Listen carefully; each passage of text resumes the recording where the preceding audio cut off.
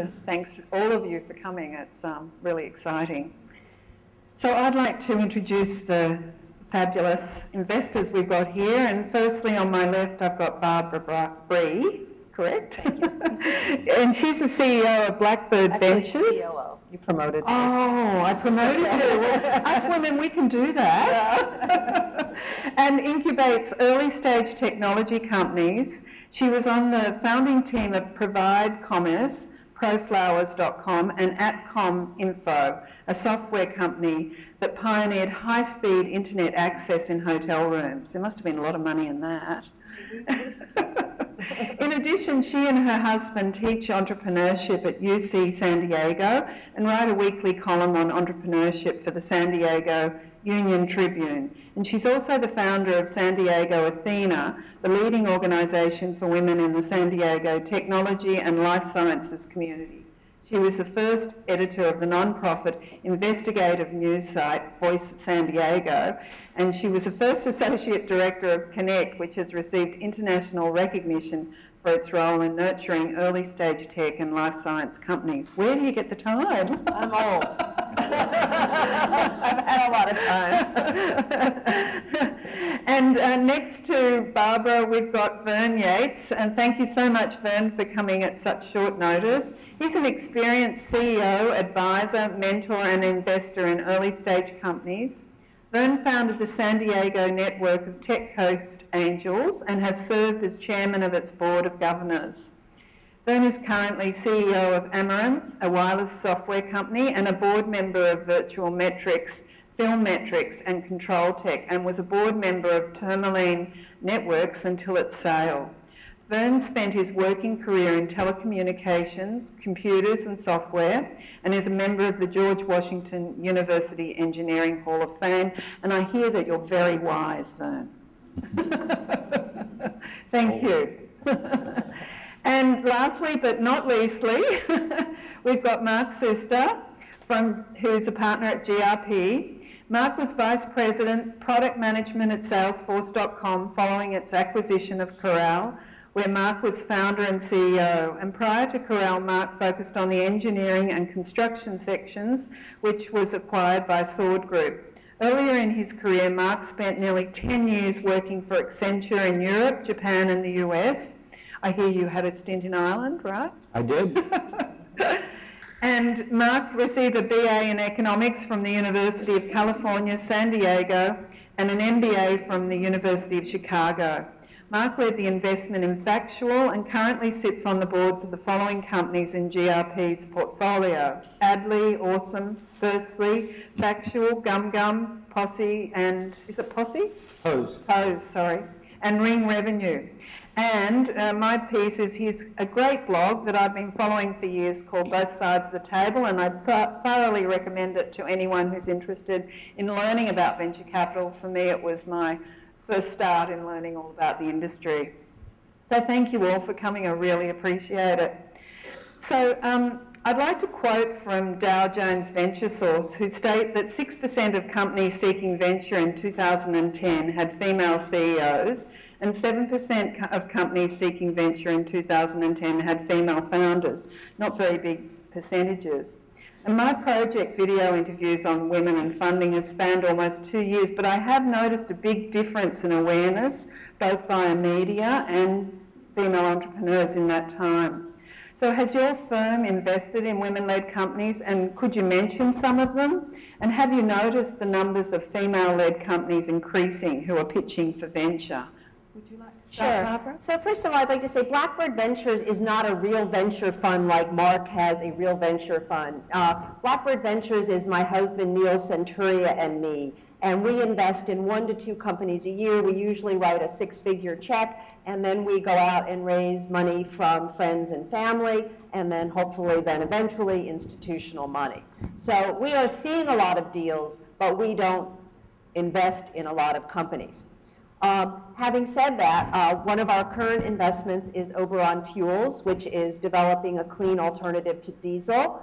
The president of that company is a woman, Rebecca Breitenkamp, and we are hiring another woman who is actually here tonight, Shauna McIntyre, in a very senior role to hopefully be the CEO of a subsidiary that is going to spin out from Oberon in the next few months.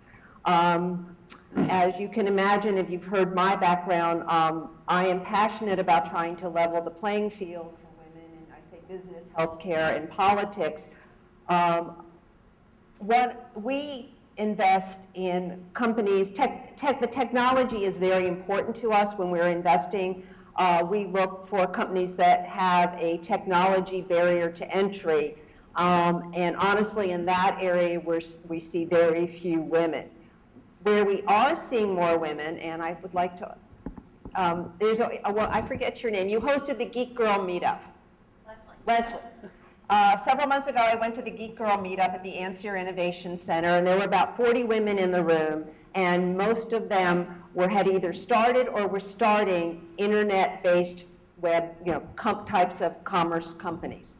And I was astounded. I hadn't seen a grouping like that in San Diego in the 30 years that I've been here. I'm now an advisor to one of those companies, Delightem. Eileen Zimmerman, the founder, is here.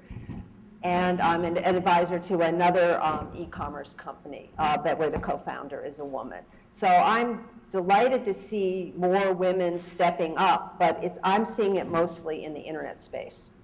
And we don't invest in life sciences. I don't know a gene from a chromosome. So how about you, Vern? Well, I've been involved in angel investing almost exclusively since '97, and I think it's important to sort of segment the market. The premise of your question is that talks about venture capital, but we have to keep in mind that the numbers roughly are 50 billion goes in through friends and family, 20 billion through angels, and 20 billion through venture capital. And because venture capital makes bigger investments, that's maybe only 3,000 companies. So we have a very narrow set. When you look at the other groups, angels and then friends and family, I think the theory is that's an easier place to go, but I think the rules, particularly among angels and VCs, are very comparable. And so you're looking for management, some experience, a good business, good business plan, and all the usual skills. So I like to think, I look at it more pragmatically. Would I put my money with the team that's before you? And I don't really care whether they're men or women, if they can make me money. That's really the issue. Today, this morning, we had a meeting here with TechCos, a screening session. We had 4 companies present, and to show a little diversity, one CEO was a woman, 2 were older men, and 1 was an African American. Wow, all 4 were great presentations. All will probably get funding one way or the other.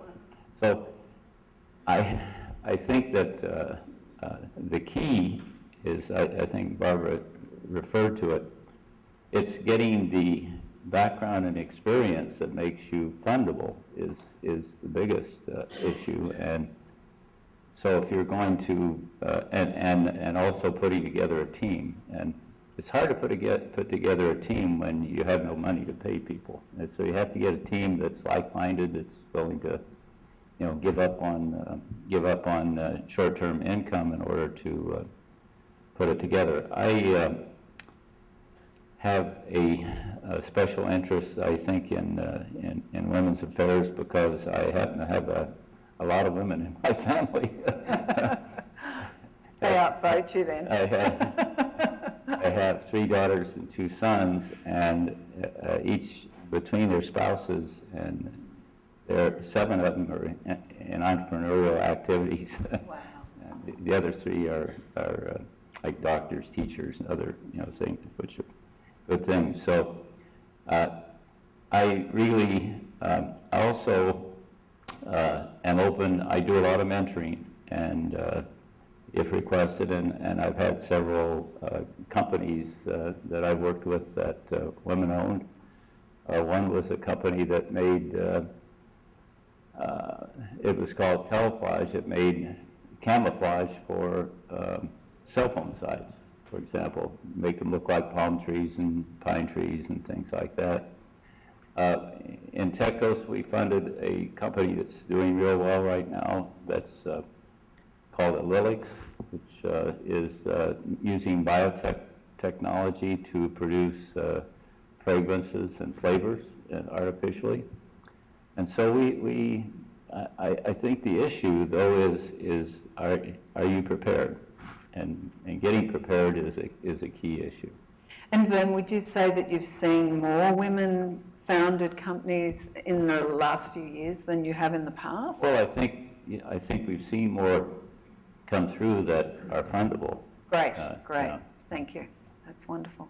So, Mark, tell me about the companies you've invested in and what you think about that's happening with female entrepreneurs and founders. So I'll just point to data. Our 2000 fund, it was a $380 million fund. It was the best performing fund in the country for that vintage. And of that, we had 33 investments, and 3 were run by women.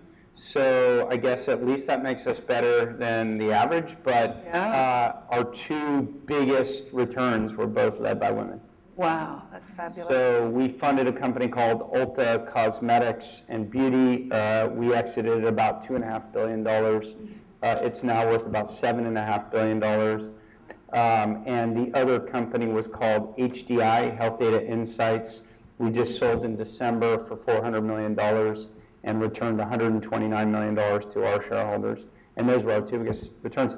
Out of total coincidence, our worst performing company was also run by a woman. So, just to be equal opportunity, it was called Baby Style, and it didn't end so well. And it's a shame because it really should have. And it had Cindy Crawford on the board. But that's an aside. I wasn't on the board. Damn. Let me just lay out a premise that I have about women and entrepreneurship now that I think portends to a good trend, but I can't tell you for sure that the data supports this. Okay. So when I did my first company was 1999, and to start a company in 1999 took about $5 million. And you don't hand over $5 million easily to a 23-year-old. So most entrepreneurs in the 90s tended to be around 30, 32, 33. So I started my first company at 31. And as I say in retrospect, it's probably my single biggest regret that I didn't start at 24 or 25 because I had the passion to do it. I think I was just a little too enamored by the money that Anderson Consulting was paying me.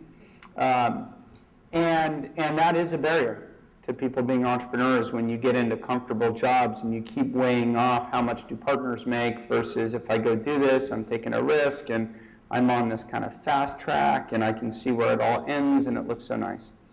And as a result, this is my premise, that age, 32, 33, 34, happens to be when most people get married and start family planning.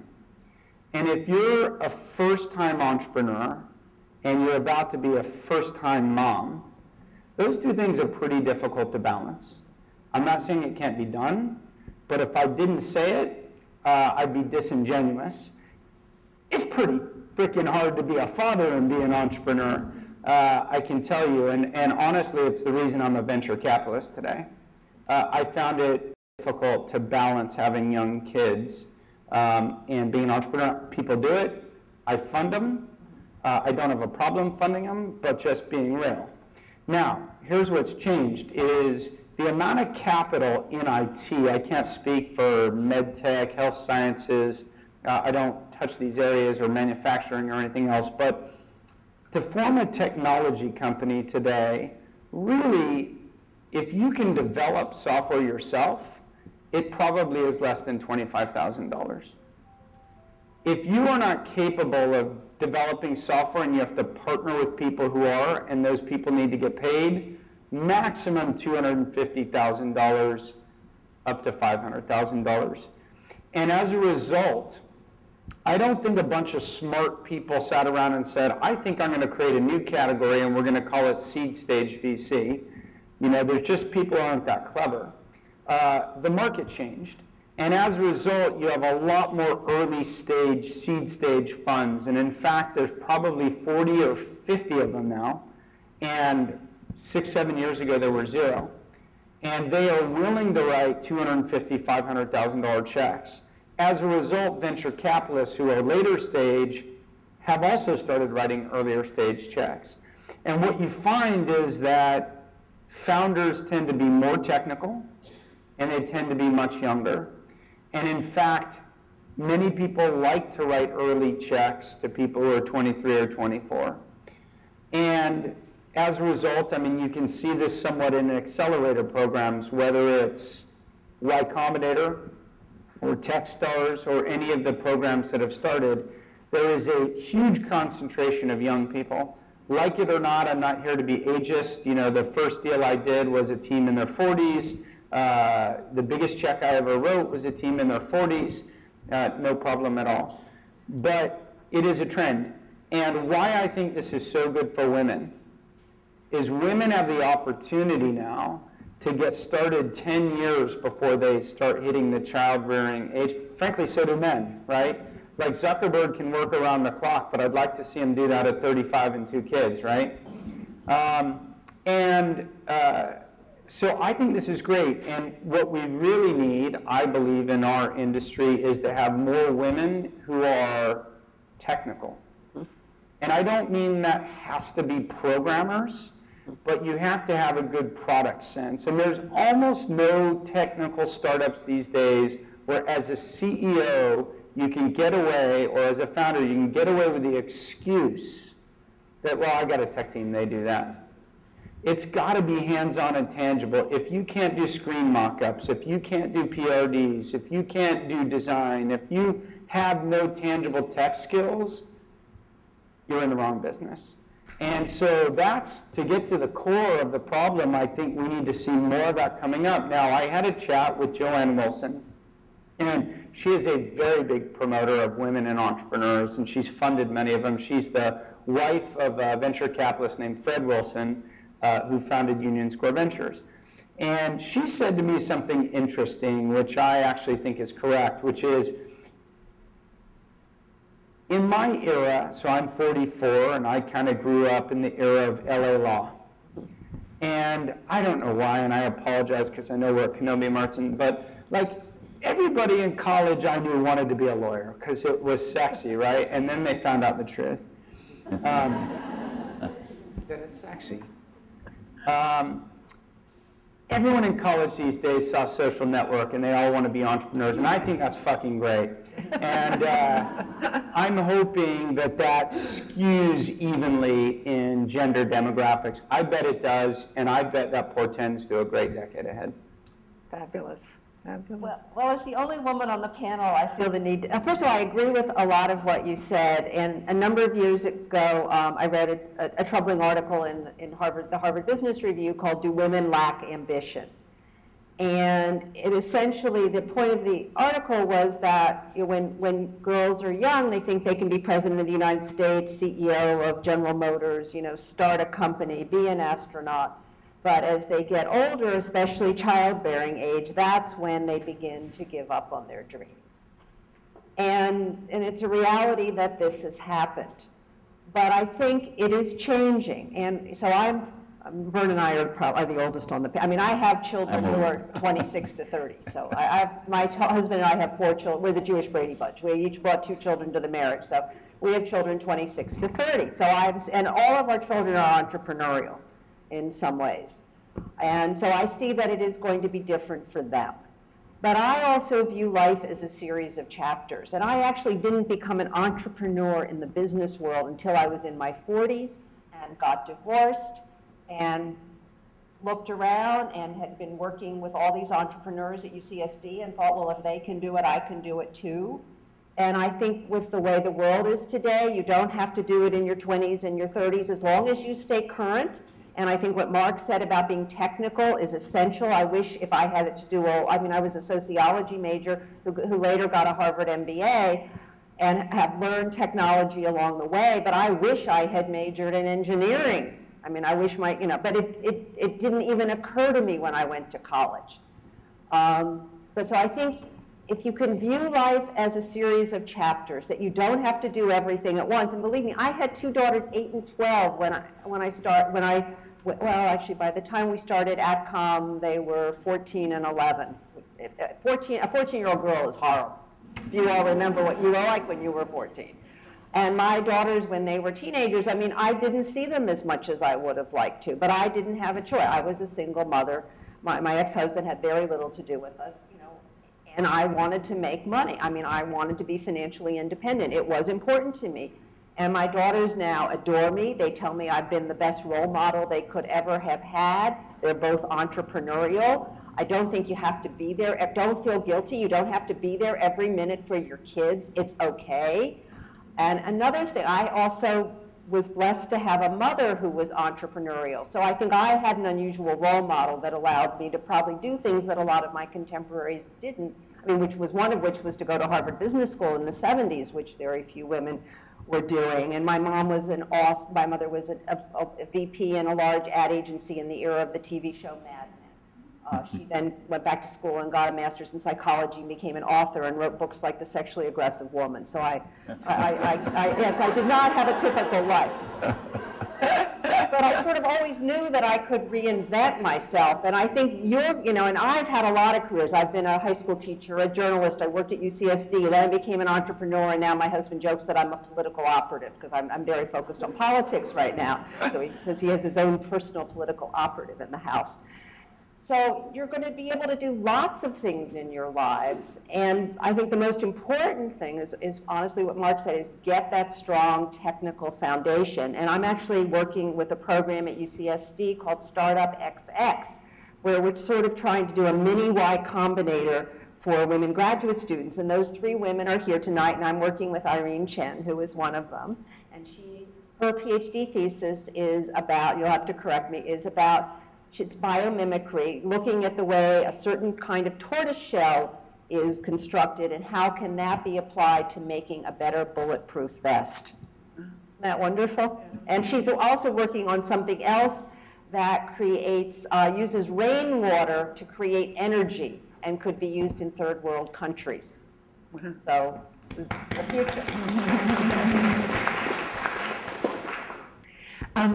And that's a great point, actually, that you bring up, because Wendy Lee, who's the CEO of Get Satisfaction, said to me in her interview that women's phase in and out at different times in their life, and that they have that ability to, be an entrepreneur when they're young, maybe have a family, like Mark was suggesting, and then come back later in later life. And definitely, well, I've never stopped myself, but even when I was raising the children like you, I was working and doing business and making money. But I think that's the wonderful thing for women, that they don't have to plug in just at a certain age. It depends on your own spirit and creativity.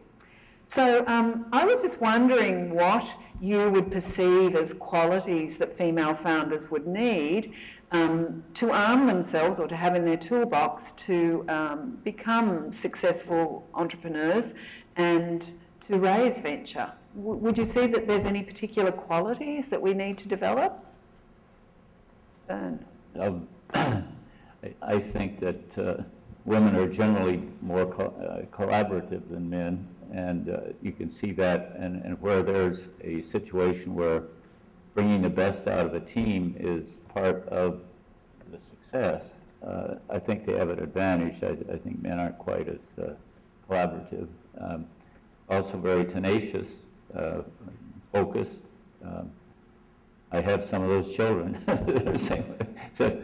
that will, get a vision and work the vision, and I think that's another important characteristic I've noticed But I would also second that one of the big difficulties in getting funded today, particularly at the angel level, or the $250,000, $500,000, $1 million level, is having those technical skills, because in the software, there's a lot of software opportunity between the wireless world right now and other areas that if you don't have that or have some really good experience that you can bring to the table, it's tough.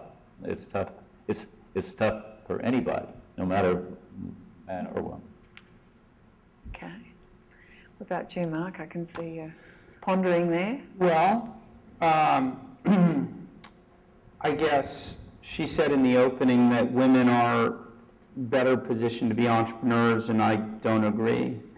I believe they are equally positioned, but I don't feel like, I always say to male-dominated teams, you really need to have some double X chromosomes here. And I think it really does change the nature of teams. I mean, for all the women in the room, you'll never be able to know this, but when all guys are in a room, it descends into terribleness. And one-upmanship and nasty jokes and all the stuff you imagine, and it's all true. And I think women balance that out. And I think if I could just be cliche for a moment, my experience, women tend to be more organized. They tend to be better planners. I'm not sure that collaborative is actually better. I do think a healthy amount of competition is good. I do think a certain assertiveness is good. So I actually encourage women to consider getting outside your comfort zone and being more assertive and not being steamrolled. I say to my wife, I've taught my wife a term, which I guess you will appreciate. I call it getting out your IJ. Getting out your IJ is getting out your inner Jew. And Yes, that's great, right? and my wife doesn't have it. And so we'll prepare for a meeting. My wife is smart. She, Brown undergrad, worked in MBA, ex-Google. I mean, she's had a good career. But in business situations, she falls into that typecast role of wanting to get along. And I don't. I have IJ. And my kids just got it in the DNA. I'll just tell you a quick funny story, but this will be an example. My wife had taken my son to a bakery to do homework, and she was giving him, she's very type A. She's like, I'm going to give him a little bite of chocolate croissant for every 3 pages he gets done, and we're going to stay focused on the exercises. She definitely is the planner and disciplinarian in the house, and I keep trying to keep him up to play Wii. So they walk into Le Pain Quotidien, and my son says, I want the chocolate cake. I want a slice of chocolate cake. I don't want the croissant. And my wife says, but the chocolate cake is whole. It's not cut. And they don't do slices of that. And he looks at her and he says, well, aren't you going to ask if they'll do it? And my wife is like, sheepishly saying, well, I don't want to bother them. It's a whole cake. He says, you have to ask. So they ask, and of course they say no problem, right? But my wife would have just accepted it. And I love my wife, and she's great, and she has all the attributes that balance out the craziness that I am. But I think it's okay to be assertive, and it's okay to ask for what you deserve. And what you have to understand is that rightly or wrongly, and this needs to change, but the world of finance is dominated by men. It's like, must be 85, 90% men. So you're going to have to deal with us. And most of us are also kind of short-tempered, short-patient, ADD, like get to the answer, whatever. And what I've learned about people like that is they tend to respect people who get to the answer, get to the point, in your face. And you can't really change your character. You're going to be who you are, and I'm not telling you to do otherwise. But be conscious of the kind of communication styles and how you get interpreted. And I think rightly or wrongly, most men are looking for that slight assertiveness, and I think it's just something to be conscious of. Yeah, I agree. So I think I'm a highly, I think probably I come across as nice to most people. I'm sure I have enemies. I'm not so sure. You're not so sure. Thank you, Mark. I know that, that's right. My IJ is coming out, right? But I'm a highly competitive person. And when Neil and I were starting ACCOM, some very influential people in this town told us we were going to fail miserably. And they told me to go back to Connect, where I'd have a nice, safe job. And I said, fuck, sorry. I didn't say that out loud to them, but I said it under my breath. And I was determined that this company was going to be successful. And believe me, we had some dark days. I mean, there was one time we were down to $22,000 in the bank. We could barely make the next payroll. But unbelievably, a friend of a friend walked in, a guy named Alan Simon, and in a week he invested $750,000. And he made a lot of money, and I'm glad he made a lot of money. And after that, we raised one round of venture capital from a firm in New York called Patrickhoff, and that was enough to get us to a very nice exit. So I think you got to be competitive. You got to want to win, and I like to win. But I think really, not just saying it, we just met for the first time today, but this is the model, I think, of the communication style, if nothing else. Like, when we met outside, you came right up to me and you said, here's who I am, here's what I've accomplished, here's what I've done, here's what I'm going to do. And I'm like, Jesus Christ. I wanted to meet you. I know, but like, you did it in such a perfect, assertive way, and Alex did the same thing. He's like, zoom. He's like, hey, here's what I'm doing, and I got this pet coming in. And you have to be like that a little bit. Got to have your 1-minute elevator pitch. So I think you can be both. So I've also started 2 organizations so it's funny, in the business world where I made my money, neither company was my idea. I was there on day one, but it was Neil's idea for ACCOM, and it was the BlueMountain.com idea, family idea for ProFlowers. But each time I was there on day one, and I actually had to negotiate for my share of the ownership each time. And each time I actually did, in retrospect, a very good job. And I didn't take what they offered the first time. And the first time I'm dealing with Neil, who I'm dating. And I did very well.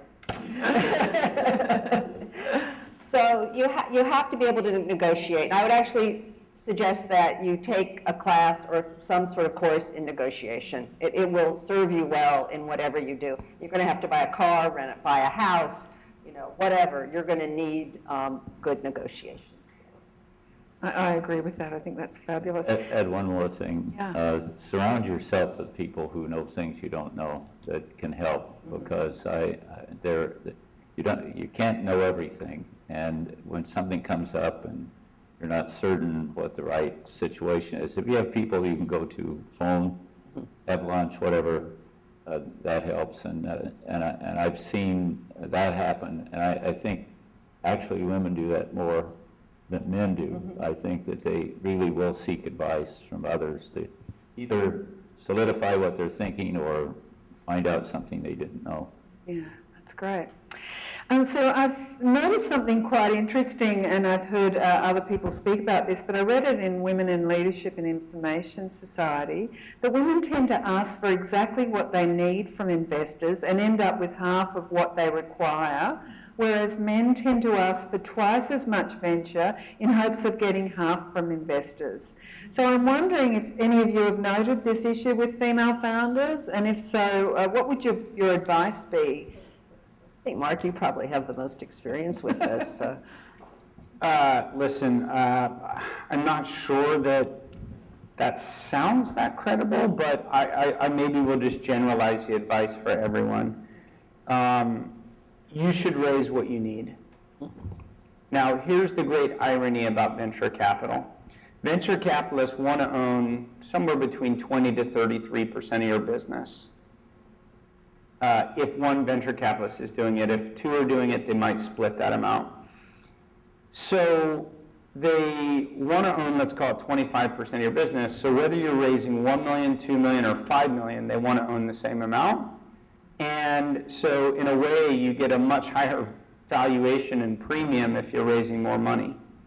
So then the second order comes in, which is, are you credible enough to raise a larger round?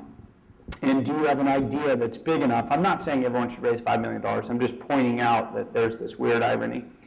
And sometimes if the ask is lower, if you're raising $1.5 million, if you're raising $1 million, if you're raising $750K, it's easier for someone to take a risk on that. I mean, it's a pretty tall order to write a $5 million check.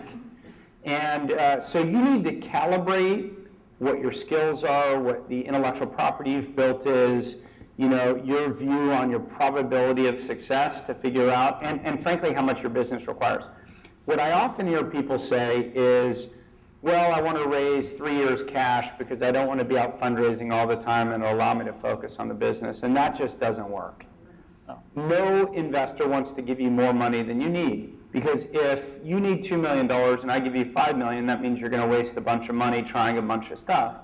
I'd far rather have constrained resources, which I think drives a lot of innovation. And if it doesn't quite work, I'd rather you come back and say why it isn't working. We can diagnose that together and decide whether we're going to double down and commit more. And so I think you look at your plans, and I always tell people try to raise 18 months of cash if you can. Why 18 months? Well, a usual fundraising takes 3 or 4 months. So if you raise 9 months cash, you're going to be raising again in 5 or 6 months. You haven't been able to show enough momentum to warrant it. So no investor wants to give you 9 months cash. So it doesn't matter like how much you think you can raise. You have to tell investors it's going to last 18 months, and you have to find a way to make it last 18 months. And then you have to show enough milestones between fundraising to justify raising more money. The other thing I always tell people is ABR. ABR. Always be raising. And people think there's funding season. Every 12 to 18 months, I have to go out and I have to do this terrible thing with a bunch of venture capitalists. And not everyone agrees with me on this topic, but the people who don't agree with me are generally wrong and on this topic. And that is that you invest in people that you need over time. So I met Alex and his pet wireless company today. I'm not going to write him $1 million check today. But by the time I see him next, maybe he's made a bunch of progress and got his first clients and finished his products. And then you see him 4 months later and he raised $500,000 from angels. And then you see him 4 months later and he's in PetSmart and he's got a distribution deal. And then his co-founder quit, and you saw how he recovered from that and found someone else. And through the trials and tribulations of getting to know people, you make a much better assessment of whether they are good investment opportunity. And frankly, if you would take VC money after a first meeting, then I think you're not so smart, because like, are you really going to entrust your future 5 years of work for someone that you've had one meeting with? I mean, I always say, like, venture capital is much more difficult than marriage. You know, marriage, at least you can get divorced, right? Like, you can't divorce your VC, so choose wisely. And so always be raising, and you learn tons from being in the market, and it doesn't mean don't be prepared. You have to go to every meeting with a sense of purpose and keep the meetings short and so on and so forth.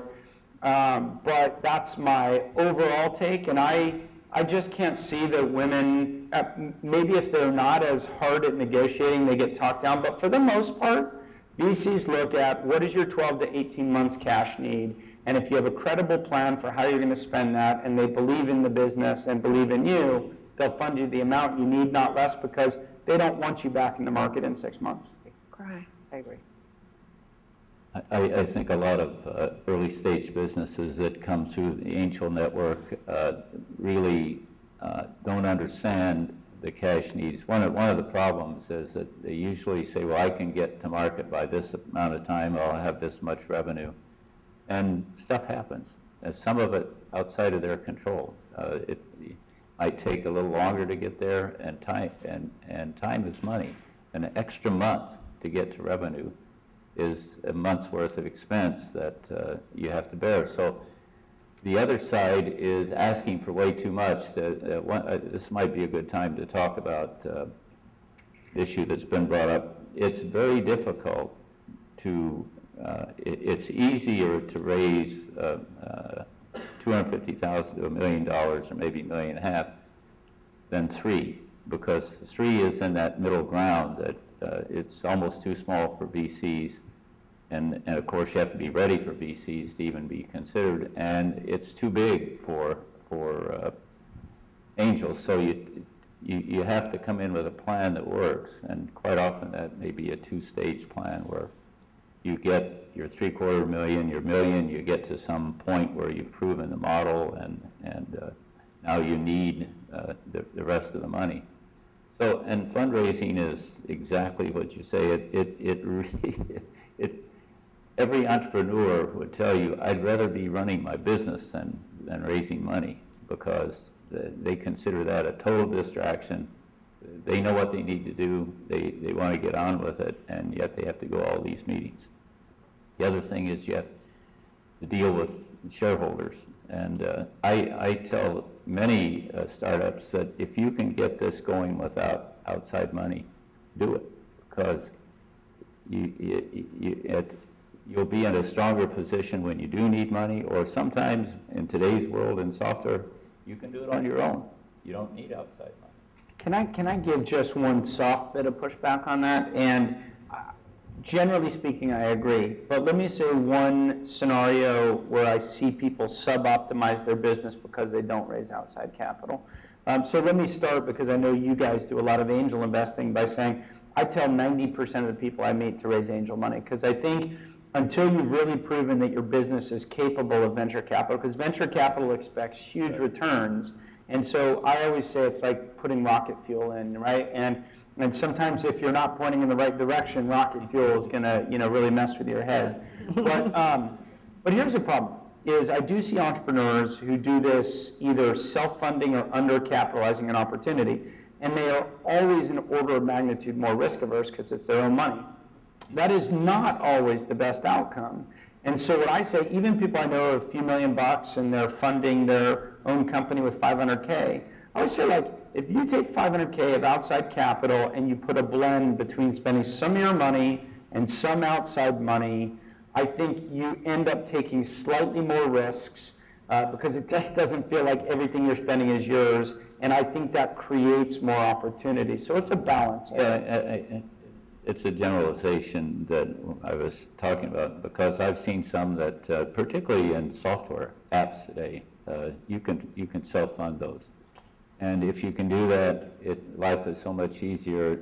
If you are limiting yourself, then that's a good point. But it's amazing what you can fund yourself if you have the right circumstance.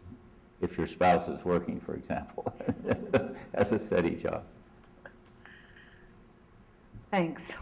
Okay, there was a couple of points that came out of my interviews and that stood out about women, and 2 of them I spoke about today on the podcast. One was that often we're classed as not very wanting to take risks, and the other piece is that we often don't like to think too big enough for venture capitalists. And there was a 2010 GEM report recently published that said, compared with their male peers, women entrepreneurs in wealthier economies tend to be older, as equally educated, and as likely to create innovative products.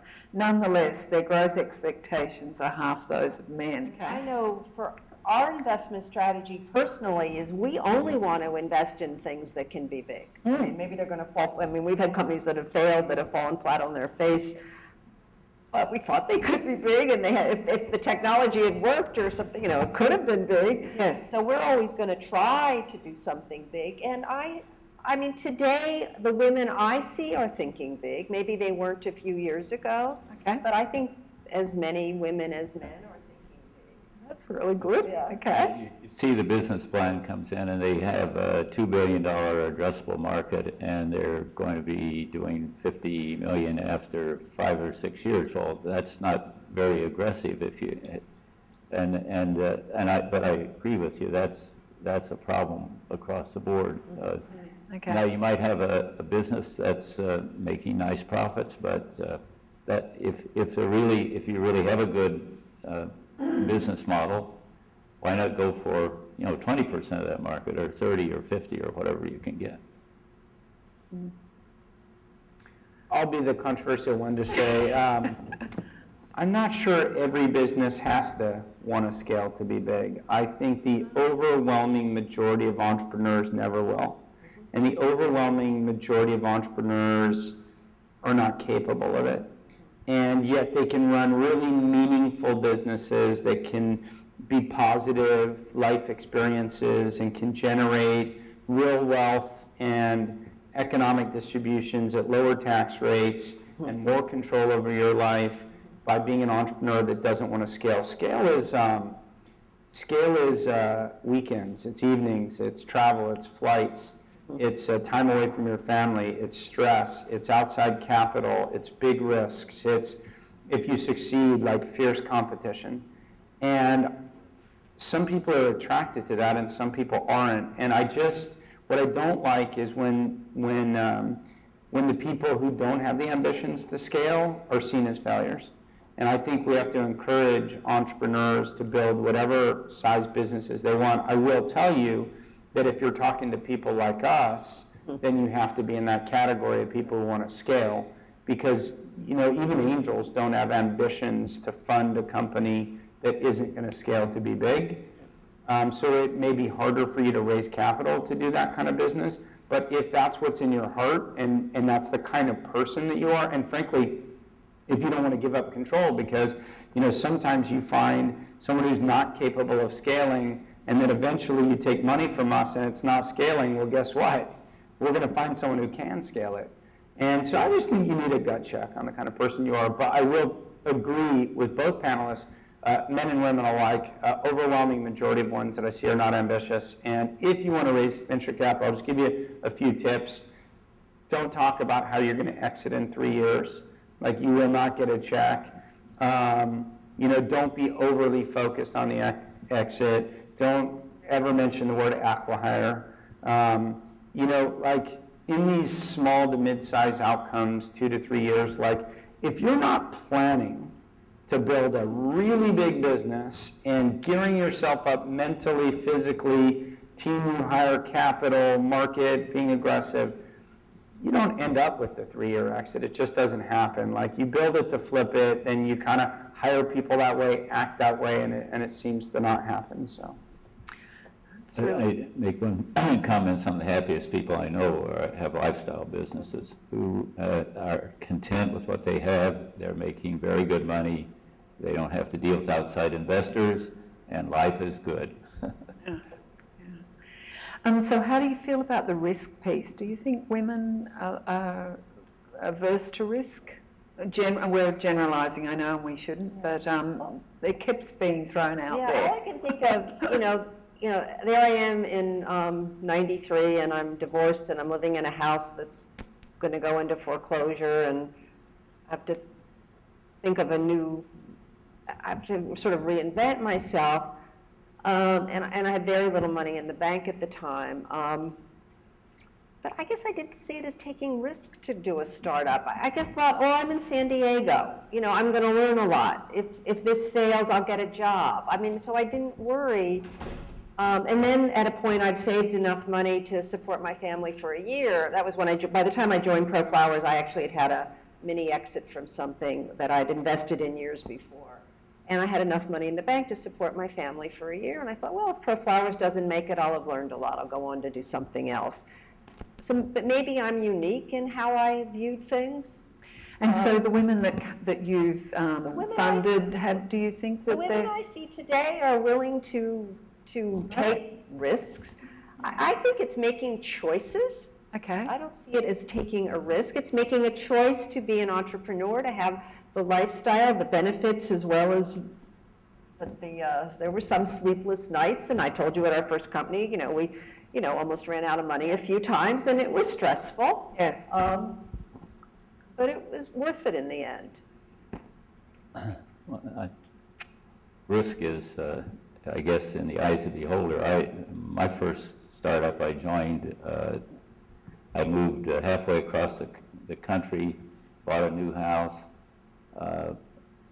and my wife learned she was having twins, and within 6 months I took a pay cut because we were almost out of money. So but during that time, it never really, I was never really worried about the future because I knew that I had certain skills and I could go do something else if I had to. It turned out okay. Back to your point, it was instant overnight success after 10 years. Yeah, exactly. I was paid in stock for part of what I missed in salary, so 10 years later I was paid for that 10 years earlier. So maybe some of us don't see it as risk. Maybe it's just our choices, as you were suggesting. What do you think? Do you think women are risk averse, Mark? You know, I'm not a sociologist, so I can't really tell you. I mean, if I had to tell you my gut, I'd say they're probably more risk averse than men. Okay. I'd say most people are risk averse. You know, overwhelming majority of people are risk averse. I'll tell you what I look for so that I don't have to make it gender specific because I don't really know. Okay. I tend to look for people who are not country club. Because when you're country club, you have a vested interest in protecting order. You have a vested interest in what society thinks about you. And you don't do the awkward things or say the awkward things or use the F word on stage. And We actually now belong to a country club, but Neil's a golfer. but I'm obviously making using country club as how about if I say born with a silver spoon in your mouth? So I have a huge attraction to working with immigrants. I think it's embedded in the culture of immigrants to come here and to make things better and to work hard to provide for new generations. I tend to look for people who have a chip on their shoulder that get personal satisfaction from telling doubters to F off. I think that's a huge motivator. I think there have been studies done to show that there have been some characteristics of some of the most successful entrepreneurs as having father issues. I think that all stems from the same place. Like, what does it take to really go the extra distance when most people won't? What does it take to really want to prove yourself once you've already proven yourself, to keep going? You know, maybe look at Obama, maybe look at Clinton as, you know, two presidents who, single families, and maybe that plays into it, I don't know. Or maybe even George Bush as the not smartest Bush who had to prove to his other siblings that he could do something, or his dad, I don't know. I mean, he's like, some of the books written about him actually talk about this. I'm not saying he's dumb, but like, you know, his father was pretty smart. And I didn't say he was dumb, I just said his father was... We now have a political discussion. I think I'm on the same page as Mark. I just said his father was smart. I'm not making... But I just see in those three people, they all seem to have a little bit of a chip on their shoulder. And I tend to look for that in entrepreneurs. And, you know, Fred Wilson, who writes this blog, avc.com, and he wrote recently a blog post about incumbents versus insurgents. And that's perfect language, and it's the language that I tend to use. Like, you know, I'm looking for the Visigoths. You know, I'm looking for the people who see that the Romans are fat and having orgies and staying out all night, and they want what they have. And they're willing to not play by the same rules. And honestly, I do think there's a perfect analogy for entrepreneurs who just don't accept the way the order is and are willing to change it when other people say you can't. Fabulous. That's an interesting comment. You made me start thinking about the entrepreneurs that I've been involved in, and that is a common characteristic. I've been involved with German, Romanian, Puerto Rican, Iranian, Lebanese, and on and on, and they were all the first generation. So I'm going to stop hogging the questions, and I'm going to open it up to the floor if anyone would like to ask a question. Eileen has a question. We've got a microphone coming. All right, my name is Eileen Zimmerman. I'm the CEO and co-founder of Delightem. We're the Yelp of gift giving. We help make gifting easier by helping you find and share gift ideas with your friends. So my question is, there are a lot of things being written right now about why women don't start companies, and you guys have all addressed it. And I totally agree with you, Mark. I think it's pretty obvious why women don't start companies at this age. Say it. And I think you nailed it. It's dead on. And I appreciate Barbara's kind of flip in that. I actually heard on a recent women's tech founder panel, one of the women say, I think it's selfish for somebody to start a family or have kids when they're working on a startup. So I think I have, being with my second here, coming along in a few weeks, some experience with this, and I know what the challenges are growing a baby, growing a startup. So my question is, assuming that you had a company, that was coming into you that had an outstanding team and had, proven traction and proven their business model, what questions would you have if the CEO or a founding team member was pregnant? And what advice would you give to overcome, whatever concerns that you had? And would it change, or what would change about the way you think about the investment? So do you mind if I jump in first on this one? So let me say, first of all, I thought it was a great intro to the question because, getting a really concise overview of who you are and what your company are is always a smart strategy. Not enough people do that, and some people are too long-winded. The person that I work with the most in venture capital in any city is a woman, and her name is Dana Settle, and she works with Alan Patrikoff at Greycroft. She's the partner for Los Angeles. And over the course of time of knowing her, she's had 2 kids. And I have never seen anybody work more tirelessly. She was texting me when she was in labor, and she was taking phone calls the next day. 3 weeks later, she threw a dinner party, and we had a Sunday secret board meeting for a company that was having VCs trying to give it a term sheet. The best defense that you have against that issue is to know them in advance. So starting early, getting to know people early, and they know what kind of individual you are, and they can make the assessment. But the second point I'd like to make is deal with the elephant in the room. And I tell this to people all the time. So my wife, after we had 2 kids, was going back to interview at Google. She had worked in strategy consulting. She had worked in the media industry when we lived in England. She worked at BSkyB in their strategy group. She had worked for Virgin Mobile. And here she is walking in a room at 36, 37 with 2 young kids. And I said to my wife, you're going in that room, you're sitting across the room from someone who may be a man, maybe a woman, more likely a man, and they're thinking, are you going to have more kids? They're thinking, are you going to be committed like 8 to 6 p.m. or is this like you're going to be running off to preschool all the time? And my wife is serious about her profession. And I said, you can either go have a really nice meeting where they're thinking it and you say nothing and legally they can't ask you, or you can deal with the frickin' issue. And so I said, here's what I would say. Here's what the IJ should be telling you. You go into that meeting and you say, I have 2 kids. I'm a very happy and proud mom. I'm incredibly organized in how I run my home life and my work life. My profession is important to me. I work hard. It's true that I'm going to go home for dinner every day, but I log on to email in the evening like everybody does. We have a nanny. I can travel. You can't give me 24-hour notice on travel, but you can give me 48, and I'm very serious about my job. And because we weren't planning to have more kids, and it may be different in those different situations, I told her to say that as well. And if you don't say it, they're thinking it. So you really need to take the issue head on because they can't ask. That's a good answer. Hi, my name's Anjali.